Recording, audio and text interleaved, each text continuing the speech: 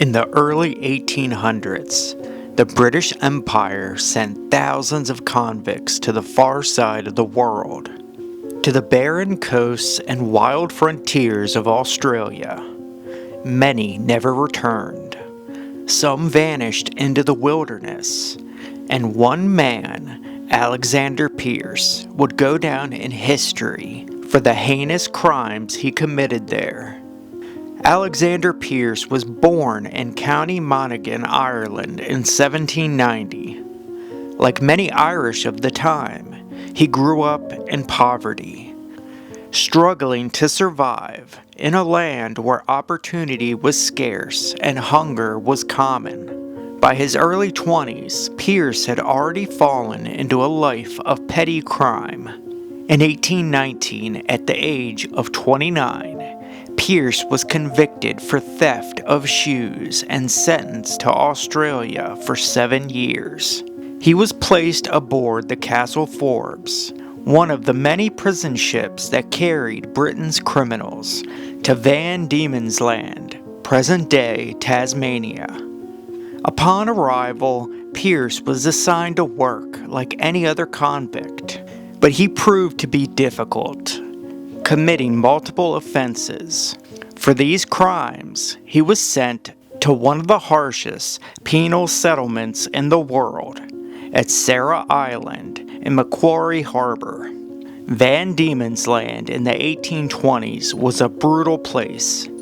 The landscape was unforgiving, dense forests, icy rivers, and towering mountains that isolated convicts from any chance of escape. It was here that the British established Macquarie Harbor Penal Station, a prison on Sarah Island known as Hell on Earth. This settlement was reserved for the worst of the worst, men who could not be controlled anywhere else. Conditions were harsh. Prisoners were starved, beaten, and worked to exhaustion, cutting timber in the unforgiving Tasmanian wilderness. Food was scarce and punishments were brutal. Lashings were common. Macquarie Harbor was a death sentence in itself. By 1822, Alexander Pearce had reached his breaking point. Life at Macquarie Harbor was unbearable. The endless labor, the lash of the whip, and starvation drove him and many others to desperation. Pearce decided that he would rather risk death in the wild than stay here any longer. September 20th, 1822, Pearce and 7 other convicts launched a daring escape. Alexander Pearce, Alexander Dalton, Thomas Bodenham, William Kennerly, Matthew Travers, Edward Brown, Robert Greenhill, and John Mather. Their plan was to flee into the Tasmanian wilderness and make their way east, where they hoped to reach the settlements. But none of them truly understood the land that they were about to cross. They slipped into the forest, carrying few tools, meager rations, and the will to survive. But the wilderness of Van Diemen's Land was like nowhere else. Thick rainforests, treacherous rivers, and endless mountain ranges closed in around them. The men quickly ran out of food. Their small amount of supplies were gone within days. Then, exhaustion set in. Tempers flared, and men began to turn on one another. After more than a week of wandering, the unthinkable happened. The men drew lots to see who would be the first to be killed, so that the others could survive. Thomas Bodenham, in some accounts, drew the short straw. One man raised an axe and struck. The group butchered the body, roasting the flesh over an open fire. In the darkness of the Tasmanian wilderness, hunger had driven them to cannibalism. From this moment on, survival meant death for someone else. Each time a man became weak, the group turned on him. One by one, they were killed and eaten. Some men fled in terror. Greenhill, Travers, Mather, and Pearce were all that was left. Greenhill and Travers had teamed up. Pearce sided with the two men. Mather was killed next and eaten. The remaining three men struggled on until Matthew Travers was bitten on the foot by a highly venomous tiger snake. They rested, but Travers did not recover. Greenhill insisted on carrying him on his back for days as they continued. This was extremely exhausting work. Travers did not recover. His foot became worse and worse every day, and so did the men's hunger. It was decided that he would be the next victim. Greenhill struck his friend with the axe so he and Pearce could survive. At last, two men remained, Alexander Pearce and Robert Greenhill, a former sailor and the leader of the escape. Greenhill was the one that carried the axe, the very tool that had decided life and death for the others.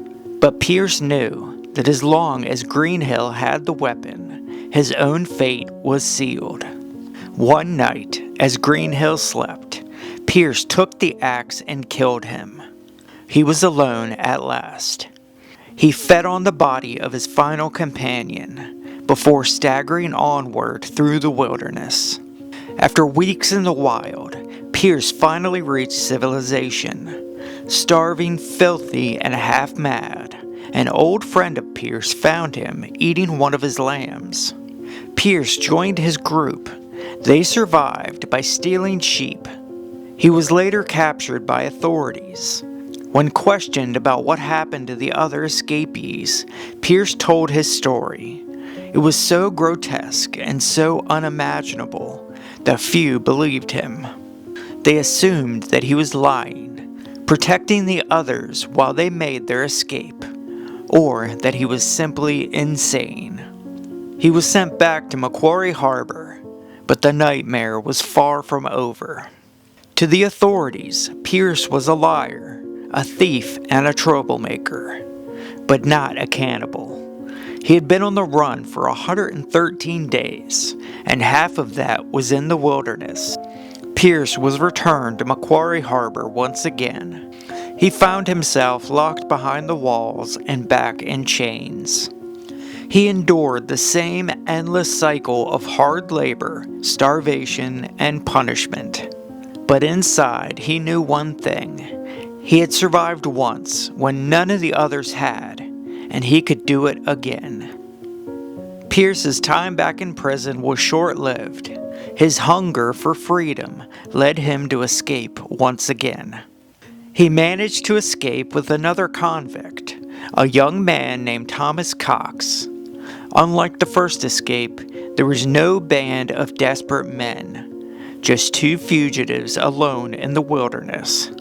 Accounts tell us that when Cox began to falter, Pearce saw his moment. With a brutal strike, he killed the young man and butchered the body. Alone in the wilderness, Pearce once again turned to cannibalism. For days, he fed on the young man's body, carrying strips of meat as he pushed further towards freedom.